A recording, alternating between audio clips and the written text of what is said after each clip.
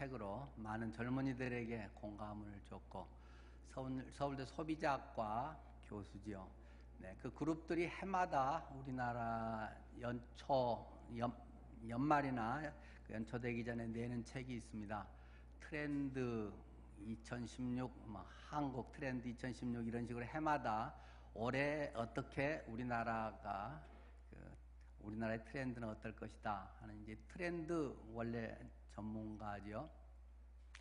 세계 흐름이 어떻게 변화되고 있는가, 지금 우리가 그래서 어떻게 무엇을 준비해야 되는가, 이런 부분들에 대해서 KBS에서 강의한 내용이었습니다.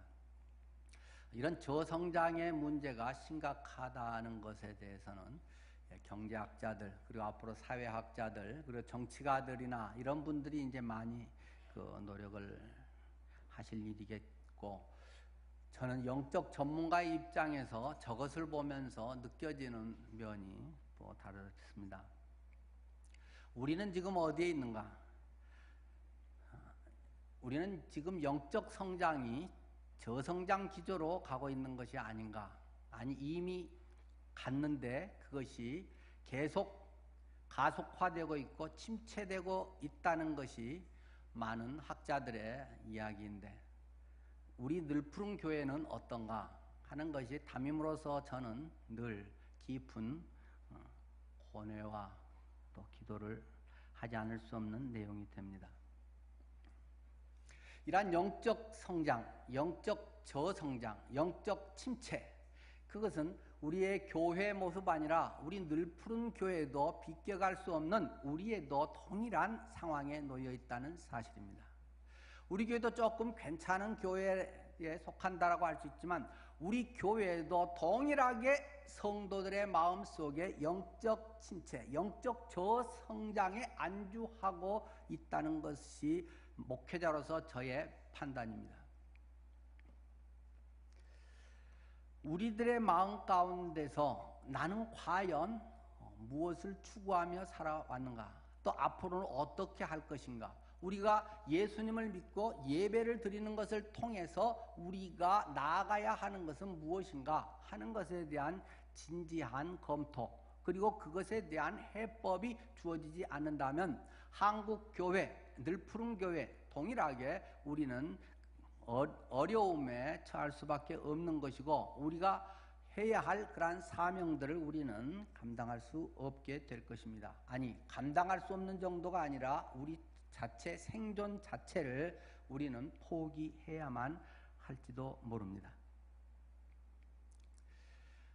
김남도 교수의 마지막에 저 내용이 오랫동안 가슴에 영상으로 남습니다. 타이타닉호의 침몰. 여러분은 타이타닉호 영화를 아마 거의 다 보셨을 것입니다.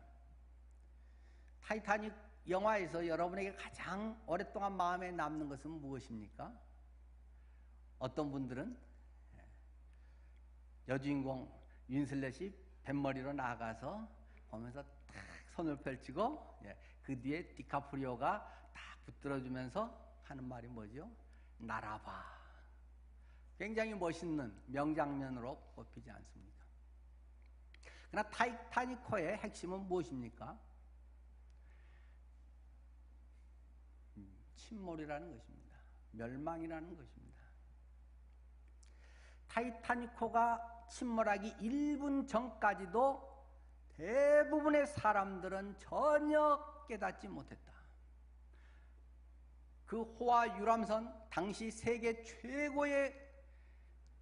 최대로 크고 가장 호화롭고 세계 최자가 계속 따라붙는 그러한 유람선 속에 있으면서 단지 그 속에 1등 칸, 2등 칸, 3등 칸, 1등 칸에서는 아주 고상한 노름을 하고 있습니다. 아주 클래식을 들으면서 고상을 떨면서 다른 사람을 뒤에서 씹으면서 그런 내용들이 잘 나타나 있지 않습니까? 3등 칸에서는 좀 더 원색적으로 인간적으로 놀지 않습니까? 그대로 그냥 춤을 추면서 자기들이 장단을 맞추면서 뛰고 뒹굴고, 그렇게 해서 그 노는 방법이 틀리고 그들이 추구하는 바 모습은 다르지만 그들의 본질적인 것은 결국 똑같다라는 것입니다. 전혀 1분 후에 닥쳐올 일들, 나의 미래에 대한 부분들, 전혀 인지하지 못하고 갑자기 쾅 불이 치고 물이 들어올 때 이게 무슨 일이야? 방송에서 뭐라고 안내하는가? 그때야 음성에 귀를 기울일 뿐, 그 전까지는 내가 돈 내고 탔는데 뭘 즐겨야지, 음식이 맛있네 맛없네, 뭐 이게 빠르네 어쩌네 좋네 저 사람들이 어쩌네, 밤낮 그것만 하고 있다가 침몰하고 말았다라는 것입니다. 여러분은 여러분 1분 후에 대해서 무엇을 제시할 수 있습니까? 기껏 그것을 아는 사람은 선장, 기관장 몇 사람만 아주 분주하게 움직입니다. 그것도 아주 임박해서 이제는 도저히 손을 쓸 수 없는 상황에 이르러서야 그들도 선장이라고 하고 그 시대의 안테나라고 하는 그 모든 것을 이끌어가는 그 배의 사람들도 그때야 난리를 치지만, 이미 클수록 거대할수록 그것의 가속도는 더 커질 수 있는 것이고 관성의 법칙은 더 분명하게 나타나기 때문에 이미 아무리 돌리려고 키를 돌려봐야 들이받을 수밖에 없다는 것입니다. 혹시 여러분들이 영적 무감각 상태 가운데 있는 것은 아닌가? 내가 하나님의 말씀 앞에서 내가 이 시대 속에서 내 인생을 살아가는 가운데 내가 참으로 깨어있는가? 내가 지금까지 남들이 살아온 거 그냥 그것을 답습하고 있는 것은 아닌가? 옛날에도 그렇게 다 살고 어렵다고 해도 다 지내오고 6.25도 지내오고 했는데 뭐 앞으로 어려워봐야 뭐 좀 덜 먹고 덜 쓰면 되지. 혹시 이렇게 안일하게 생각하면서 여러분들 스스로 무감각을 합리화하고 있지는 않습니까? 아니 어떤 분은 나는 지금 괜찮은 직장에 있으니까, 나는 괜찮은 기술이 있으니까, 나는 여러 가지 좋은 부모 밑에서 좋은 여건을 가지고 있으니까, 나는 학벌이 있으니까, 나는 무엇을 많이 아니까, 내가 여러 가지 부분에서 나는 또 건강하고 뭘 하니까 혹시라도 그것 때문에 여러분들이 그런 것에 대해서 별거 아니라고 생각하고 있지는 않습니까? 그러나 기억할 것은 타이타닉호에 타고 있던 사람은 1등칸 사람이든 3등칸 흙수저든 그가 많이 배웠던, 그가 건강하던, 그가 돈이 많았던 사람이건 아무 상관없이 함께 수장되고 말았더라는 것입니다.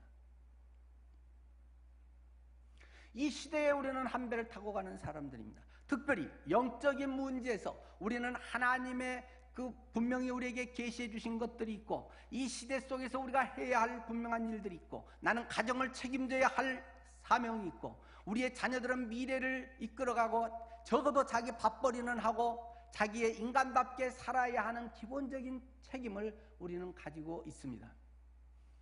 그런데 혹시라도 우리가 지금 이런 무딘 상황 속에서 깨닫지 못하고 그러고 있다면 어떻겠습니까? 경제적인 이러한 부분들이랑은 또 어떻게 극복이 되겠죠. 허리띠를 졸라매고 어떻게라도 뭐 거지가 되더라도 어떻게 하긴 하겠죠. 그러나 더 심각한 것은 영적인 상태 아니겠습니까?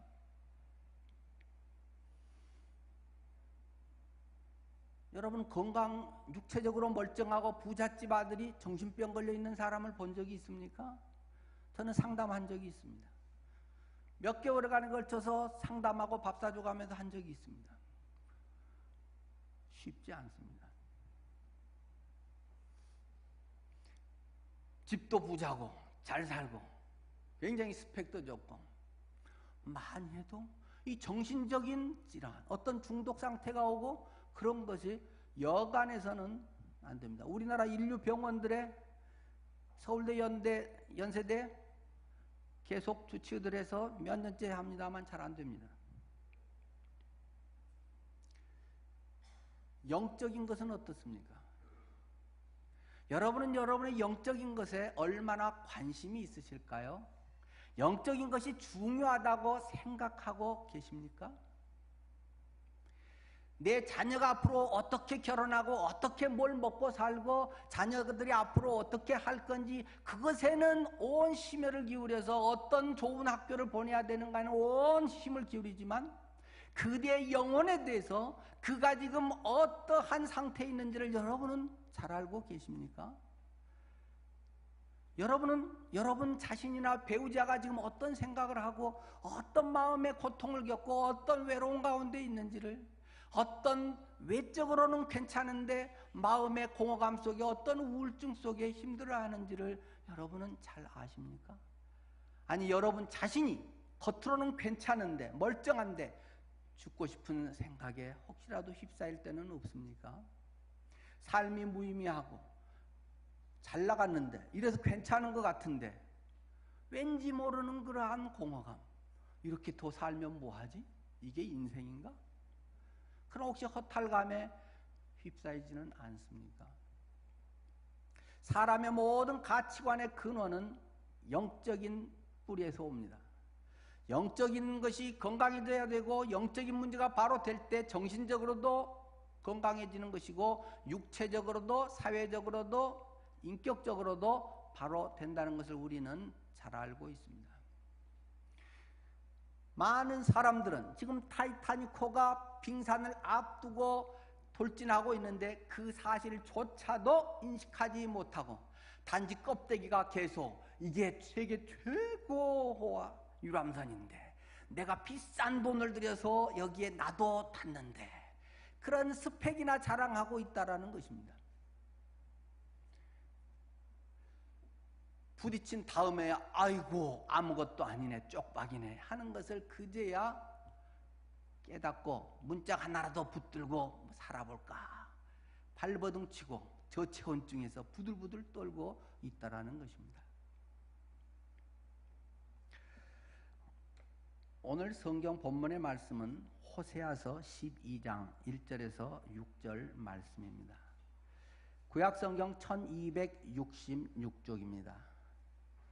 호세아 선지자가 이스라엘 백성들, 그들에게 한 메시지의 내용입니다. 호세아 12장 1절.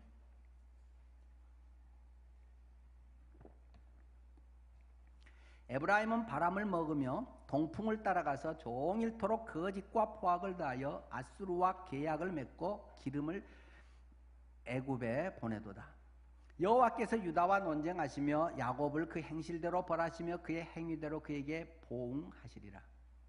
야곱은 모태에서 그의 형의 발 뒤꿈치를 잡았고 또 힘으로는 하나님과 겨루되 천사와 겨루어 이기고 울며 그에게 간구하였으며, 하나님은 베델에서 그를 만나셨고 거기에서 우리에게 말씀하셨나니 여호와는 만군의 하나님이시라. 여호와는 그를 기억하게 하는 이름이니라. 그런즉 너의 하나님께로 돌아와서 인애와 정의를 지키며 항상 너의 하나님을 바랄지니라. 여기에서 지금 하나님의 백성들, 이 에브라임이라고 불리는 에브라임, 유다, 북왕국을 대표하는 이제 이 에브라임, 바람을 먹으며 동풍을 따라가서 헛바람 들어가지고 산다는 것입니다.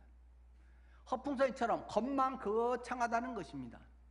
남들을 볼 때 명품 걸렸네, 액세서리가 대단하네, 뭐 잘생겼네, 뭐 저 집안이 어떠네, 이런 껍데기만 갖고 속은 텅 비었는데, 속은 영적으로 허기가 져 있는데 사람들은 외적인 이것이 대단한 것인 줄 알고 그렇게 세상 풍조를 따라 살아간다는 것입니다. 그래서 종일토록 거짓과 포악을 다하여 아수르와 계약을 맺고, 세계 당시 최강대국이라고 하는 아시리아, 이 아시리아와 뒷거래를 한다는 것입니다. 하나님의 백성답게 당당하게 하나님의 법을 따라 살지 않고 세상 사람들이 하는 것처럼 그런 뒷거래하고 뭘 이렇게 정직하지 못한 이런 일들을 해가면서 사회적인 지위를 올라가고 잘 나가고 성공하고 있다는 것입니다. 기름을 애굽에 보내더라. 당시 또 강대국의 하나인 애굽에 기름칠하고 있다는 것입니다. 뇌물 줘가면서 기름칠하고 자꾸 그런 것을 통해서 아주 잔머리 굴려가면서 그리스도인들이 살고 있다는 것입니다. 그런데 여호와께서 논쟁하시며 야곱을 그 행실대로 벌하시며 그의 행위대로 그에게 보응하시리라. 지금은 잘 나가는 것 같지. 그거 약발이 어느 정도 몇 년간 먹히는 것 같지. 그 대가를 내가 분명하게 치르게 하겠다. 하나님께서는 말합니다. 그리스도인일수록 더 철저하게 죄의 대가를 받아야 됩니다. 세상 사람들은 몰라서 적당히 넘어갈 수도 있지만은 알기 때문에, 더 깨끗하기 때문에 거기에 더럽히고 그것을 훼손한 데는 더 철저한 하나님의 심판 징계가 있다는 것을 성경은 우리에게 가르치고 있습니다. 예수 믿으니까 적당히 하나님 용서해 주세요, 잘못했어요 하면 그래 알았다 하고, 또 잘못하면 용서해 주세요, 예배 나와갖고 적당히 이렇게 하고. 하나님과 장난치지 마라. 하나님을 만홀히 여기지 말아라. 나를 네가 우습게 여기고 있냐? 한두 번 용서하는 것이지, 잘못했다고 비는 건 한두 번이지. 빌어놓고 가서 또 하고 또 그 짓거리하고 또 죄 짓고 또 똑같이 옛날처럼 살고, 그것을 나보고 보고 있으란 말이냐? 내가 분명히 심판하리라 하는 것이 성경의 기본적인 정신입니다. 잘못에 대해서는 자꾸 폭로가 되고 들통나서 벌을 받아야 사람 정신 차리지 않습니까? 아주 특별할 때 하나님이 몇 번 봐주시지만 그걸 이용해 먹는 것은 아주 악한 그리스도인입니다. 안 믿는 사람보다 더 못된 사람들이죠. 그러면서 이런 이야기를 하십니다. 3절. 야곱은 못해서 그의 형의 발 뒤꿈치를 잡았고 또 힘으로는 하나님과 겨루되 천사와 겨루어 이기고. 야곱의 이야기를 여러분은 잘 기억하실 것입니다. 어렵게 두 아들을 가졌지요. 에서와 야곱이 태어나지 않습니까? 에서와 야곱이 태어나는데 참 이 야곱은 아주 동물적 감각이 뛰어나다는 것입니다. 본능적으로도 뭐 머리로 생각하고 뭘 알아서도 아닌데 뱃속에 있을 때부터 경쟁심을 배웠다는 것입니다. 아, 세상은 경쟁이야. 남을 죽여야 내가 먹고 사는 거야. 아주 이렇게 머리 잘 굴러가서 돈 잘 버는 사람들도 있지 않습니까? 이 야곱은 타고난 그런 기질을 갖고 있는 사람이라는 것입니다. 그래서 지가 먼저 나오려고 했다가 못 나오고, 그러자 또 이제 팥죽으로라도 어떻게든 자기가 성취하고자 하는, 자기가 목표 찍은 거는 아주 집요하게 그것을 이루는 사람이라는 것입니다. 사람들은 그런 것을 의지력이 있다, 자수성가했다라고 칭찬을 합니다. 그러나 성경의 관점은 그렇지 않다는 것입니다. 세상적인 그런 발버둥을 치면서 뭔가 이것을 자기 힘으로 자기의 가진 뭔가 있는 것을 뭔가 써먹어가면서 하려고 애를 쓴다는 것입니다. 그것의 또 한 모습이 여기에서는 야복강가에서의 그 천사와의 씨름의 문제를 이야기하고 있습니다.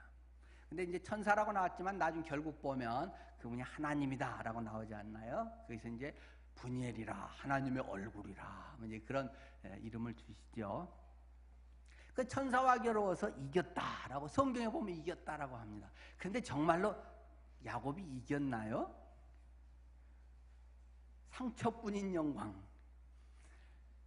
천사는 어디 어긋난 것도 없는데 야곱은 고관절이 탁 나가가지고 평생 정상 보행을 할 수가 없었다라고 성경은 이야기를 하고 있습니다. 만약에 여러분이 자녀하고 우리 박동일 집사님이 만약에 예인이하고 씨름을 한다고 한번 해봅시다. 예인이, 여자애가 만약에 아빠 안고 이렇게 씨름을 해서 이기겠습니까? 근데 야 씨름하자 그래가지고 씨름을 해서 아빠가 이렇게 넘어가주는 척도 하고 그러다가 또 다시 탁 이렇게 들고 예은이를 또 넘긴 듯 하면서도 또 안 넘기고 막 이렇게 그 밀고 당기고를 합니다. 근데 얘가 이제 막 울기 시작합니다. 나 이겨야 되는데 나 아빠 이겨야 돼. 막 울면서 징징 짜면서 손 안 놓고 있으면 우리 박동희 집사님은 어떻겠습니까? 내가 네한테 질 것 같으냐? 몸무게로 내가 지겠냐? 힘으로 지겠냐? 하면서 그냥 바닥에다 내다 꽂아버리겠습니까? 아빠인데 그럴 수가 없잖아요. 막 울면서 나 끝까지 할 거야 하면 그래 알았어 하면서 갑자기 탁 져주지 않아요? 넘어가 주지 않습니까? 그러겠죠, 박 집사님?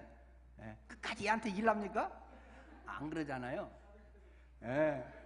아이는 그래갖고 아빠가 해서 아이고 얘 더 하다가는 이제 탈진하고 이제 울고 집안 난리 나겠네. 그래서 그냥 하고 아빠가 예은이가 아빠를 이겼네. 와 힘 세졌네. 이러면 얘네들 기분 좋아갖고 나 아빠 이겼다. 엄마한테 가서 막 자랑하지 않겠어요? 야곱은 그런 거거든요 지금. 야곱이 힘이 세서 천사 하나님을 이긴 게 아니고 지금 고관절까지 얻어맞아가지고 이게 지 인생을 걸어갈 수도 없는데 끝까지 한다는 것입니다. 그런데 거기에 굉장히 중요한 것이 있다라는 것입니다. 예전 같았으면 그냥 포기했을 것입니다. 그리고 다리 뭐 이렇게 맞아갖고 어긋나는데 뭐 힘을 얼마나 쓰겠어요? 그래갖고 탁 자빠져갖고도 끝까지 하나님의 바지가랑이를 잡고 안 논다는 것입니다. 못 가요, 못 가. 난 죽어도 못 놔줘요. 하면서 다리가 막 바지가 내려갈 정도로 막 잡고 울고 불고 뒹굴고 야곱이 그런다는 것입니다. 그랬더니 하나님께서 알았어 고만 네가 이겼어 됐지? 그게 야곱의 야복강 씨름의 사건이라는 것입니다. 근데 오늘 본문은 굉장히 그것을 좋게 설명 해석을 하고 있죠. 4절에 천사와 겨루어 이기고 울며 그에게 간구하였으며 그 마음이 울며 하나님께 간구했다는 것입니다. 절박했다는 것입니다. 옛날 같았으면 자기 집에서 편히 있었을 때라든지 아니면 삼촌 라반의 집에 있었을 때면 별로 안 그랬을 텐데 이제는 완전 혼란 거지될 지경에 이르렀다는 것입니다. 가장 무서운 형이 다가오고 있다는 것입니다. 자기 식구들도 머리 써가지고 몇 개 이렇게 때를 나눠갖고 싹싹 일진이진해서 보냈는데 이제 밤에 자기 혼자 남아 있습니다. 방법이 없습니다. 그전에는 뭔가 붙들 게 있었는데 뭔가 내 힘으로 할 수 있다고 생각하는 게 있었는데 아무것도 없구나. 나 혼자구나. 나는 거지구나. 나는 고아구나 하는 걸 비로소 깨달은 것입니다. 야곱이 거진가요? 야곱이 재산이 많으니까 여러 때를 일진이진해서 막 보내고 하는 것이지 진짜로 자기를 안다는 것입니다. 남들은 당신 괜찮은 사람이야 잘나가 당신같이만 되면 성공한 거지 뭐라고 말해도 그 자신이 하나님 앞에서 정면으로 보니까 비로소 내가 벌거숭이였구나. 내가 의지하고 있는 건 아무것도 아니구나. 내가 이것이 대단한 줄 알고 요거 붙들고 자존심 세우며 살았구나. 아무것도 아니네. 내가 붙들 것은 이제는 돈도 아니고 자식들 아내도 아니고 하나님밖에 없다. 하나님 바지가랑이 붙들고 날 잡아 주시든지 알아 하세요. 이놈아 나하고 하면 질질 끌려가면서 다리에 피나면서 씻겨서 끌려가면서 붙들고 놓치려고 하면 또 아기다툼을 하면서 울며 간구했다는 것입니다. 여러분은 언제 그런 적이 있으십니까? 여러분의 인생이 참으로 내가 연약한 자구나, 참으로 내가 별거 아니구나, 내 힘으로 했다고 하는 거 별건 줄 알았는데 꿈속과 같은 것이구나, 그때는 잘 나갔는데 퇴직하고 나가니까 별거 아니구나, 그때는 내가 뭐든지 할 수 있는 것 같았는데 내가 중병 걸리고 보니까 아무것도 아니구나, 내가 지금까지 남 도와주고 산다고 생각했는데 내 손으로 내 숟가락 하나 들어서 먹을 수 없어서 고무 튜브로 속에 위에 넣어서 유동식으로 나를 먹여서 생명을 연장시키고 있구나. 야곱은 그때야 깨달은 것입니다. 이제야 철이 든 것입니다. 혹시라도 내가 뭘 할 수 있어서 뭐 어쩐다고 생각하는 분이 계십니까? 분명히 그 사람 말은 맞을 것입니다. 능력 있는 분일 것입니다. 그나게 다 통하던가요? 언제까지 통하던 건가요? 천년까지 통할까요? 많은 것이 잘해봐야 대한민국에서나 좀 통할까만 말만 잘해도 뭐 미국 가면 영어 버벅거리기도 하고 영어는 모르지만 아까 이태리 말 뭐라고 하는지도 못 알아먹겠는데 워낙 잘해야 해봐야 뭐 히브리어 한 사람들 앞에 가서 별로 뭐 샬롬 뭐 요거나 하고 뭐 할렐 임마누엘 이런 거나 하지 뭐 할 말이 뭘 있겠어요? 그 나라 사람들은 그 일상적으로 마음대로 하는 언어 내가 한두 개 좀 뭐 더 한 거나 사실 별것도 아닌 건데 요 나라에서 우리가 하고 먹고 살고 뭐 하는 데는 큰 도움이 되는 거지만 별거 아니잖아요. 야곱은 그때 깨닫고 하나님만을 붙듭니다. 그때 그 이름이 달라집니다. 그게 인생이 달라졌다는 말입니다. 전에는 야곱이다 이러면 내 발뒤꿈치 잡고 언제든지 경쟁 가운데 끝까지 내가 이겨먹어 내가 지겠냐 내 자존심이 있지 이러던 사람이 이스라엘이라 내 이름은 야곱이 아니라 이제는 이스라엘이라 해라. 하나님의 백성의 조상이 된다는 것입니다. 하나님의 역사가 그를 통해서 일어난다는 것입니다. 하나님의 놀라운 12지파 이스라엘 그리고 예수 그리스도가 그 중에 태어난다는 것입니다. 세상에서 잘나가고 뭐해서 삐까번쩍하게 먹고 마시고 수백 조를 얻어서 뭐 했다고 해도 한참 잘나가가지고 자기 말 한마디면 다 되는 것 같은 검사장들이 그냥 쏙쏙 잡혀 들어가고 별게 아니라는 것들이 우리 주변에서 너무나 많이 보고 있습니다. 여기에 대해서 우리가 요즘 읽는 쉬운 성경에 대해서는 그렇게 설명을 합니다. 울며 그에게 간구하였으며 하는데 복을 달라며 울며 빌었다. 여러분은 언제 울어보셨나요? 여러분이 진짜 마음에서 터져나오는 울음을 운 지는 언제입니까? 정말 내가 다른 것 의지할 것 없이 하나님만이 나의 전부입니다. 나는 주님만을 갈망합니다. 나의 모든 것의 주인은 주님이시네요. 그것이 처절하게 가슴에 와닿아서 여러분이 눈물을 흘리며 하나님 앞에 무릎 꿇고 하나님이 복 주시지 않으면 아무것도 아닙니다 했던 적이 언제입니까? 과연 그런 적이 있기는 한 것입니까? 붕해 때 뭐 해서 뭐 반짝해서 뭐 할 때 울면 그거 뭐 하고 막 통성기도 할 때 울고 그 정도 말고 하나님과 내가 1대1로 대면해서 내 가슴에서 터져나오는 이 통곡의 소리, 내 영혼의 이 비참한 모습, 사람들 앞에 내놓을 것이 아무것도 없는 고아와 같은 내 모습, 자랑할 것 하나 씨알도 없는 내 모습, 사람 앞에 도토리 키재기가 아니라 하나님 절대자 앞에서의 나의 절대 고독의 모습, 여러분은 언제 그것을 가슴 깊이 느낀 적이 있습니까?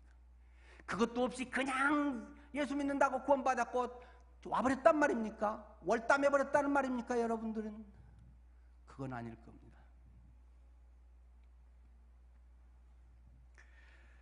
성경은 우리에게 이야기합니다. 오늘 본문의 말씀에서도 6절은 그런즉 너의 하나님께로 돌아와서 인애와 정의를 지키며 항상 너의 하나님을 바랄지어다. 스펙을 더 쌓기 위해서 더 어떤 좋은 결혼자리 있는가, 더 돈 잘 버는가, 더 월급 많이 주는가, 알아주는가, 그것도 중요한 건 사실이지만 네 마음의 뿌리가 썩어 있으면 그것은 오히려 재앙이 될런지도 모른다. 여호와께 돌아오라. 하나님께 돌아오라. 너를 창조하신 이 앞에서 너의 모습을 바로 수선받아라. 딴 데 쓰잘데없는 그것으로 착각하고 있는 것은 더 큰 병이다. 여호와께 돌아와서 인애와 정의를 지키며, 주님께 돌아왔어요 하고 뭐 끝나는 게 아니고 그렇게 살아라. 정직하게 살아라. 나는 그리스도인들이 거짓말을 참 잘한다고 생각합니다. 저 목회 30년 동안에 교회 안에 성도들이 거짓말을 참 잘하구나 하는 것을 많이 느꼈습니다. 겉으로는 점잖게 이야기를 합니다. 겉으로는 누가 들어도 이해될 만한 적당한 이유를 잘 설명합니다. 그러나 다행히 하나님께서 안테나를 목사는 좀 높게 해주신지 상당수가 거짓말이라는 것을 뻔히 알고 있습니다. 그러나 차마 말할 수가 없기 때문에 그래요 하고 대충은 속고 넘어갑니다. 하나님의 심정이야 오죽하겠습니까? 물론 그렇게 말한 것 중에 없는 것 지어낸 적은 제가 볼 때 거의 없습니다. 있기는 분명히 있습니다. 그런데 그것은 변명을 위해서, 핑계를 위해서 둘러대는 것이고 더 핵심적인 이유는 딴 데 있다는 것을 압니다. 여호와께 돌아오라. 인애와 정의를 지키며 살아라. 그리스도인답게 정직하게 살아라. 그리고 항상 너의 하나님을 바랄지니라. 바란다라고 하는 말은 다시 하면 기다려라 그런 뜻입니다. 하나님을 바라라. 바랍니다. 근데 왜 안 이루어져요? 기다려라. 어떤 것은 1분 만에 될 수도 있겠지만 어떤 것은 10년이 걸린다. 늘 이야기하는 달걀이 뿅알이 되는 것은 21일이면 되지만 사람이 태어나기 위해서는 10달간을 빨리 나올까 오히려 걱정하면서 잘 9달 채워서 나오기를 간절히 바라면서 아이가 태어나기를 기다립니다. 기다리는 것이 믿음이기도 합니다. 여러분의 삶을 하나님 앞에 정직하게 내려놓으시기를 바랍니다. 라오디게아 교회에 대한 이야기 여러분 잘 아시지 않습니까? 요한계시록 그 3장에 라오디게아 교회를 향하는 주님의 그 말씀이 있습니다. 그 당시에 이렇게 지자체처럼 자체적으로 이렇게 경비를 많은 경우들은 이제 조달하고 그랬죠. 강남구 같은 데는 이제 좀 부자지 않습니까? 그러니까 지진 나도 스스로 자기들 경비로 다 극복할 정도로 부자였죠. 그런데 그들에 대해서 이야기합니다. 요한계시록 3장 15절이죠. 내가 네 행위를 아노니 네가 차지도 아니하고 뜨겁지도 아니하도다. 네가 차든지 뜨겁든지 하기를 원하노라.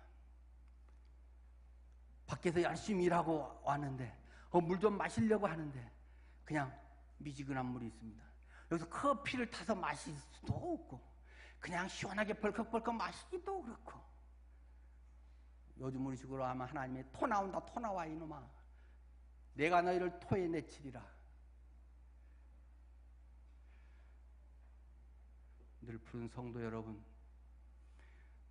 여러분이 그 대상이라면 어떻겠습니까? 하나님 보실 때 차든지 뜨겁든지 하라고 나를 향해서 말씀하고 있지 않으신가요? 대충 10년 20년 집사로 이렇게 살아오기 때문에 그게 정상인가요?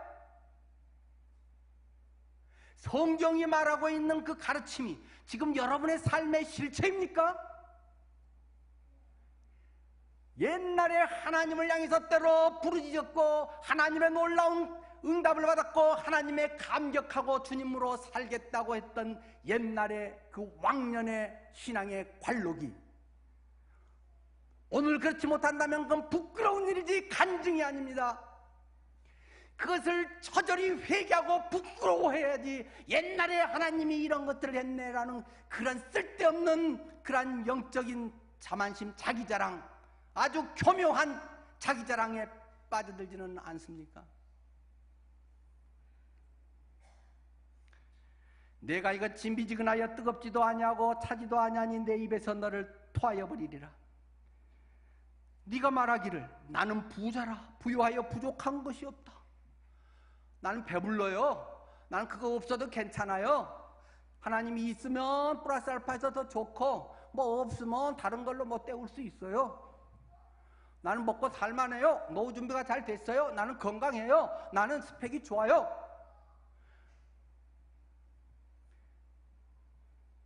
착각하고 있지 말아라. 한순간에 날아간다. 내 곤고한 것과 가련한 내 인생과 가난한 것과 타이타닉호 같이 1분 앞에 제대로 못 보는 눈먼 것과 벌거벗은 임금님 같은 그것을 네가 알지 못하는도다. 이러한 하나님의 책망이 적어도 성경을 읽는 여러분에게는 있어서는 안 되겠죠. 마치겠습니다. 사슴이 시냇물을 찾기에 갈급한 같이 내 영혼이 주를 찾기에 갈급하나이다. 여러분의 고백이 되기를 바랍니다. 그냥 알고 싶다 정도가 아니라 목말라서 갈급한 심령. 요즘 많은 사람들은 갈급함이 없습니다. 하나님의 말씀에 대한 갈급함이 없습니다. 그 마음에 하나님 두기를 싫어하며 하나님을 마음에 두는 것이 부담스럽습니다. 좀 도와주면 좋고 너무 간섭하는 것 같으면 싫고 다른 거 재미있는 거, 다른 취미생활, 다른 교제, 다른 뭐 먹는 거 이런 것은 훨씬 열심히 찾으면서 인터넷 찾고 호텔 예약하고 부지런히 더 하는데 하나님의 말씀에 대한 갈급함 30분 시간 있으면 텔레비전을 먼저 켜지 하나님의 말씀에 나가고자 하는 그러한 하나님을 사모하고 하나님에 대한 갈급함, 내 영혼이 주를 찾기에 사모함이 별로 없는 시대. 여러분의 모습은 아닙니까? 만약에 그렇다면 철저히 돌아서야 됩니다. 1분 후에 여러분의 인생은 빙산에 꼬나박을 것입니다. 그 1분이 하나님은 때로는 뭐 1년이 100년 같다고 하셔서 10년 후에 그런 일이 닥칠런지 다음 달에 닥칠런지는 모르겠습니다만 그 인생은 뻔하다. 하나님 앞에 빨리 키를 돌리기를 바랍니다. 타이타닉호가 30분 전에만 빙산을 발견하고 노력을 했으면 빗게 갈 수 있지 않았을까요? 여러분의 지금 인생에 바로 빗게 갈 수 있는 기회를 어떤 사람에게는 오늘이 마지막일는지도 모르고 어떤 사람들에게는 앞으로 한 10번이 더 있을는지도 모르고 그거는 모르겠습니다. 그러나 주어질 때 곧바로 주님 앞에 나 자신을 바로 고쳐 세우기를 바랍니다. 기도하겠습니다.